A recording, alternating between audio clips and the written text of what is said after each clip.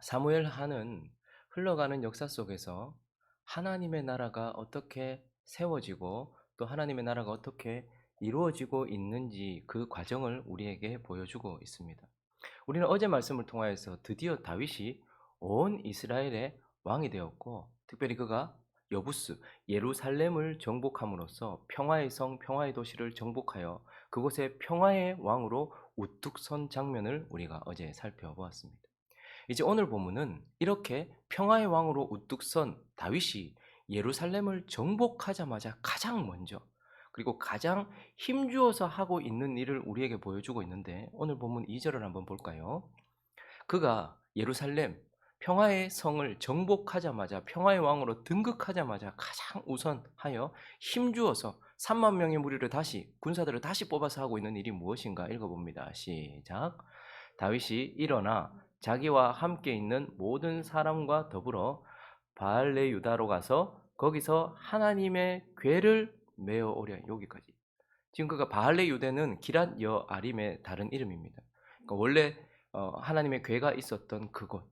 사울의 시대에는 계속 그곳에 있었는데, 다윗이 왕으로 등극하자마자 가장 먼저 하려고 했던 것이 무엇이냐면 하나님의 법궤를 자기에게로, 이스라엘의 중심에게로, 평화의 성으로 가지고 오려고 했다. 하나님의 법궤를 메어 오려고 했다라는 것을 우리에게 보여주고 있습니다.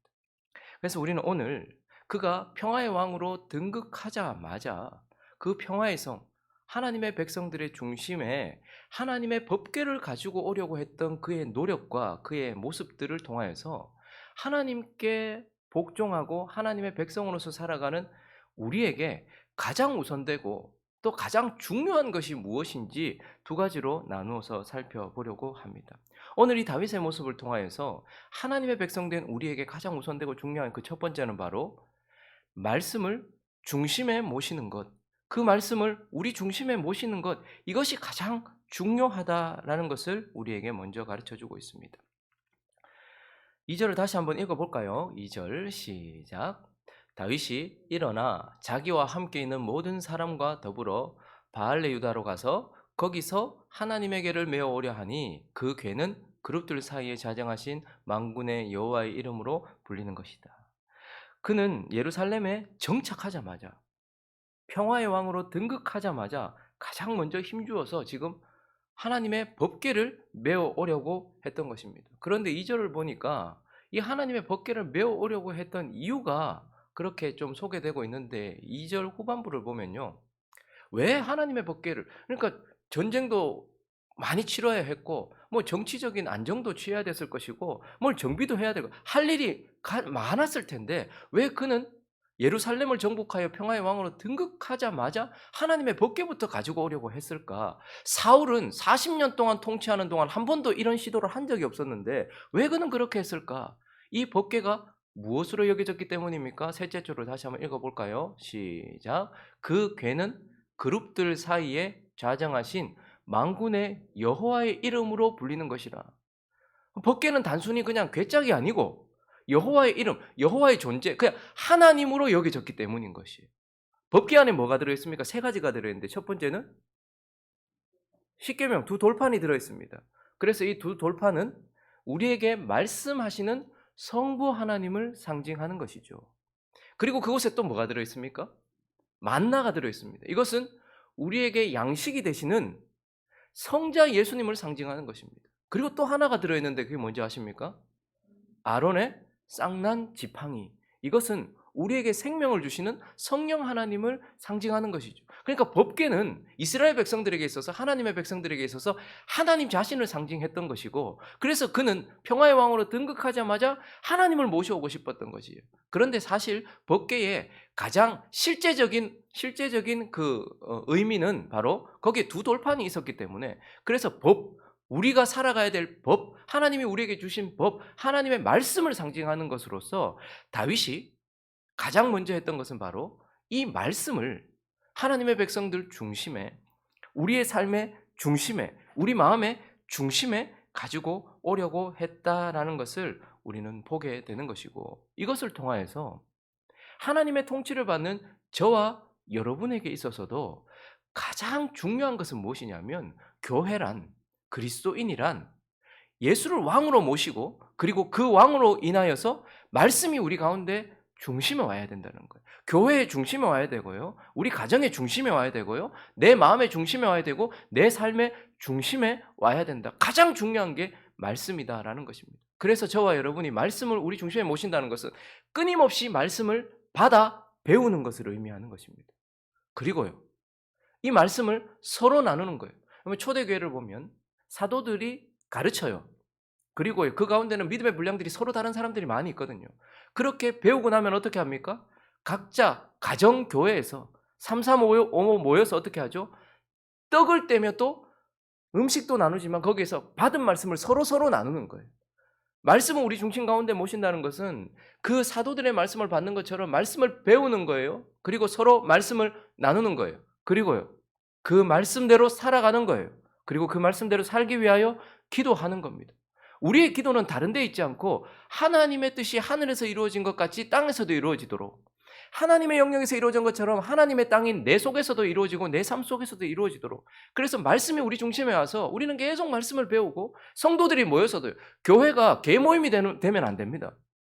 모이면 너무 좋은데 말씀은 싹 빼놓고 말씀 없이 모이는 것 두세 사람이 내 이름으로 모인 그곳에 누가 같이 계십니까?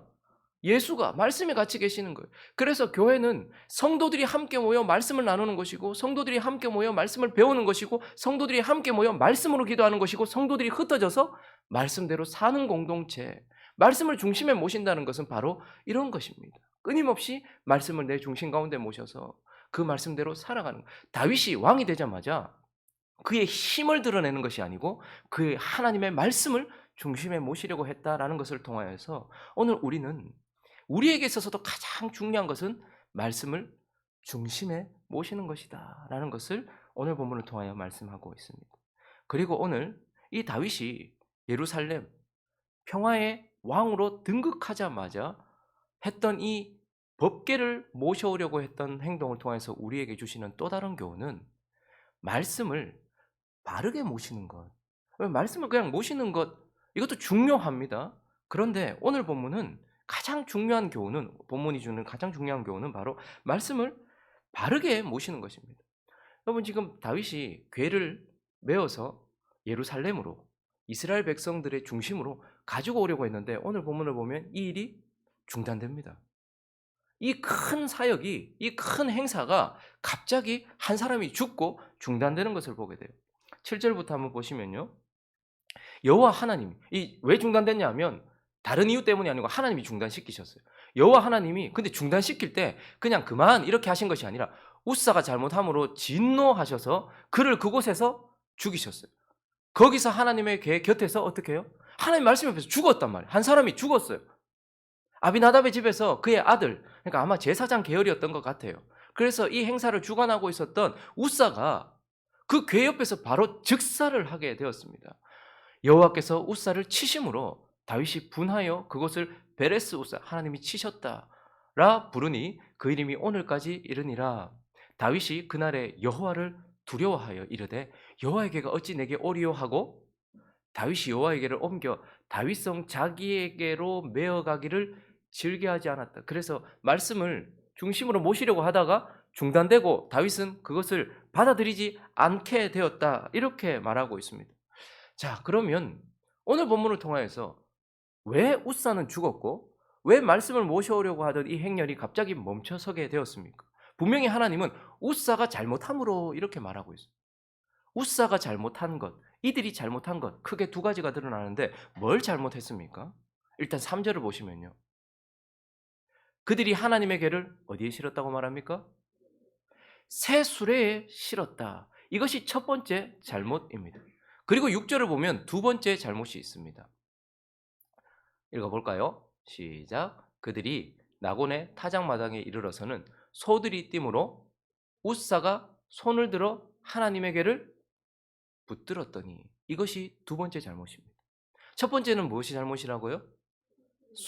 새 수레에다가 실었다라는 것이고 두 번째는 웃사가 궤에다가 언약궤에다가 손을 댔다라는 것이 잘못입니다. 그런데 이게 뭐 그리 큰 잘못인가? 이게 왜 잘못입니까? 하나님이 법궤를 대하는 원리를 우리에게 명확하게 말씀하셨거든요.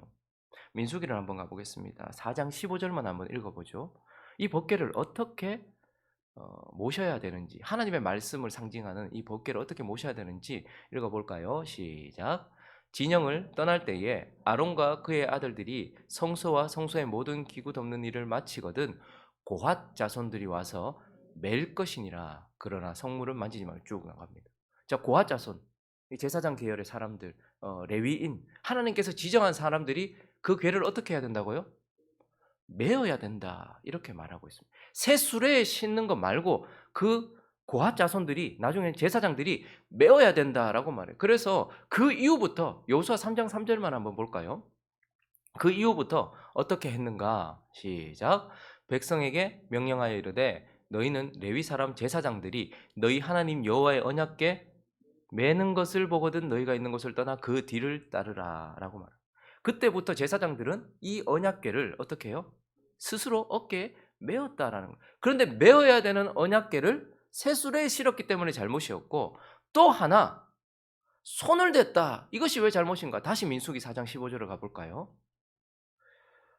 둘째 줄부터 보니까 고핫 자손들이 와서 맬 것이니라. 그러나부터 읽습니다. 시작. 그러나 성물은 만지지 말라. 그들이 죽으리라.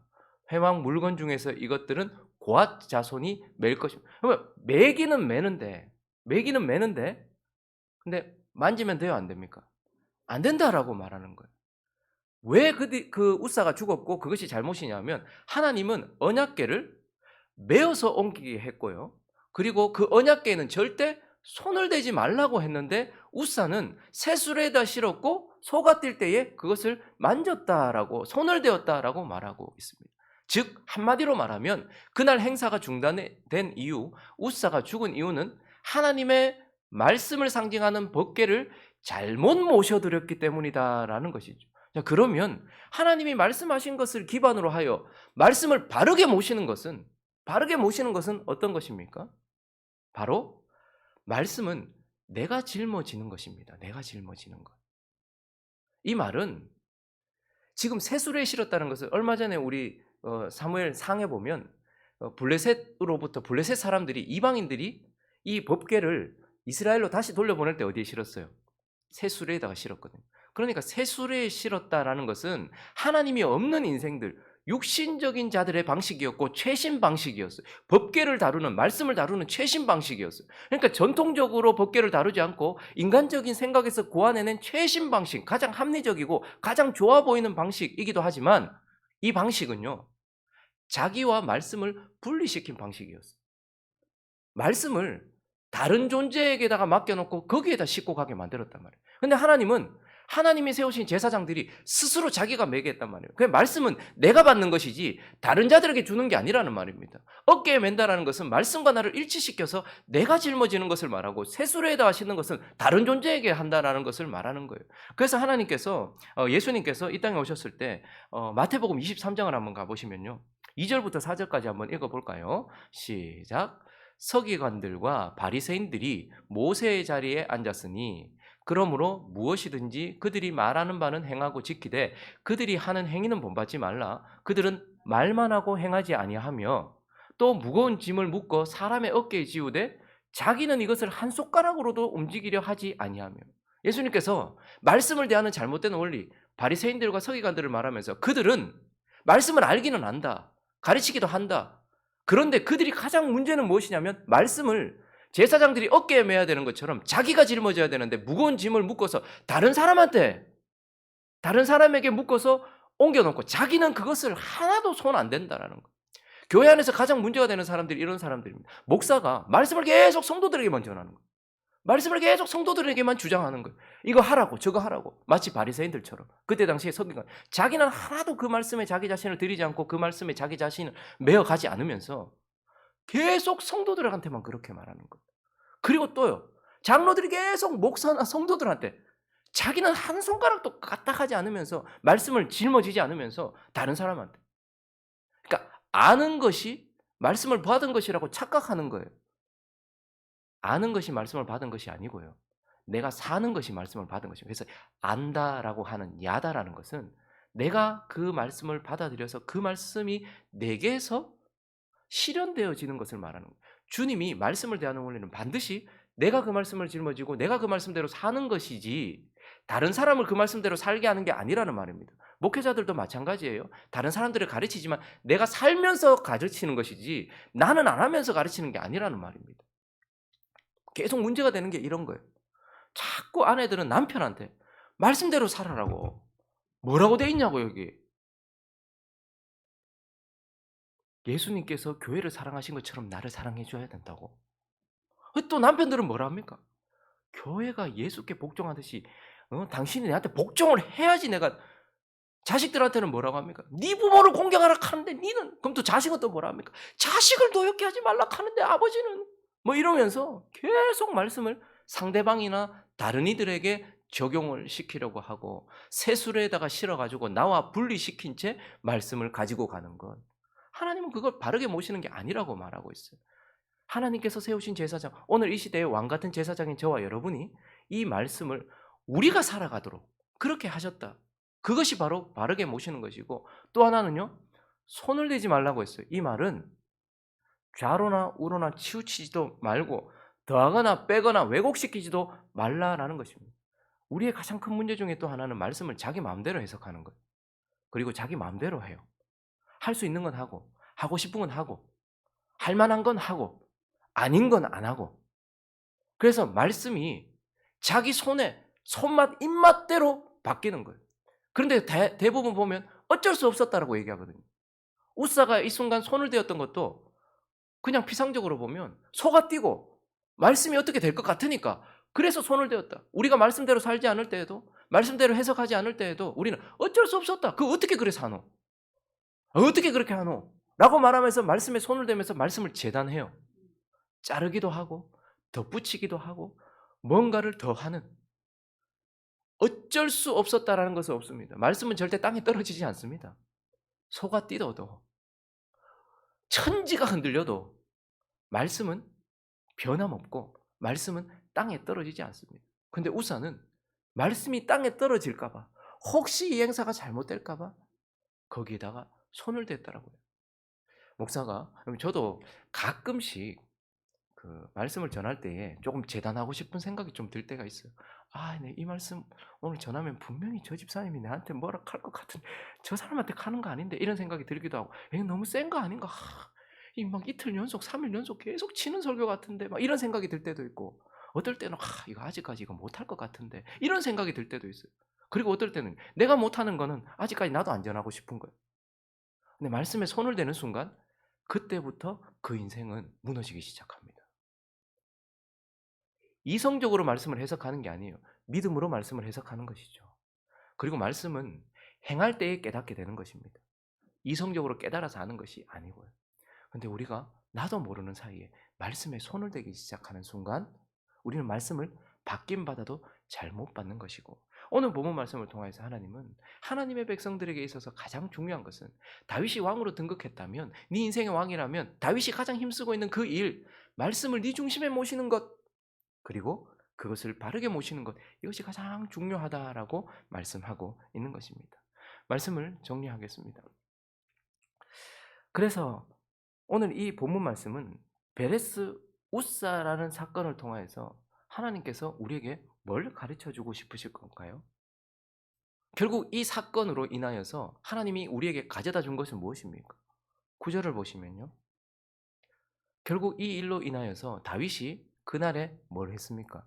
여호와를 두려워했다. 결국 이 사건을 통해서 하나님은 우리에게 두려움을 주셨습니다. 하나님의 백성에게 두려움을 주셨어요. 그래서 만나를 통해서는 말씀이 우리의 생명이기 때문에 말씀에 대한 절실성을 우리에게 가르쳐 주었다면, 법궤를 통해서는 절실한 그 말씀, 생명으로 받아야 될, 매일매일 받아야 되는 그 말씀이지만 그러나 거룩하게 받아야 된다라는 것을 법궤를 통해서 우리에게 가르쳐 주시면서 우리에게 두려움을 주셨어요. 그러나 오늘 본문은 다윗이 두려워하여서 궤를 메우려고 하지 않았다라는 것으로 끝나지 않고 마지막 11절로 끝나고 있어요. 오늘 본문의 진짜 결론은 이것입니다. 읽어볼까요? 시작. 여호와의 궤가 가드 사람 오벳 에돔의 집에 석 달을 있었는데 여호와께서 오벳 에돔과 그의 온 집에 복을 두려움을 주시는 것이 오늘 본문의 결론이 아니고 복을 주셨다라는 것이 결론이에요. 근데 오벳에돔은 어떻게 복을 받았습니까? 제가 장로님한테 드리진 않았는데 10 절을 혹시 찾으실 수 있으면 10 절을 한번 띄워 주시겠습니까? 왜 오벳에돔이 복을 받았는가? 그의 집에 하나님의 말씀이 들어왔기 때문이죠. 그런데 들어올 때 셋째 줄을 읽어 볼까요? 시작. 가드 사람 오벳에돔의 집으로 메어 가니라. 너희가 말씀을 받되 모시되 바르게 받지 아니하면 그것이 너희에게는 저주가 된다. 하나님의 말씀을 바르게 받지 않으면 그건 너희에게 아픔이 되고 저주가 된다. 그러나 오벳에돔처럼 그 말씀을 바르게 네 집에, 네 중심에, 네 삶에 모시면 11절에 보니까 복을 받으라라는 것을 우리에게 가르쳐 주려고 하시는 것입니다. 그러므로 결론을 와 하나님 말씀 무섭다. 야 하나님 말씀 이거 함부로 해서는 안 된다. 그래서 막 무섭다. 나 안 모셔올란다.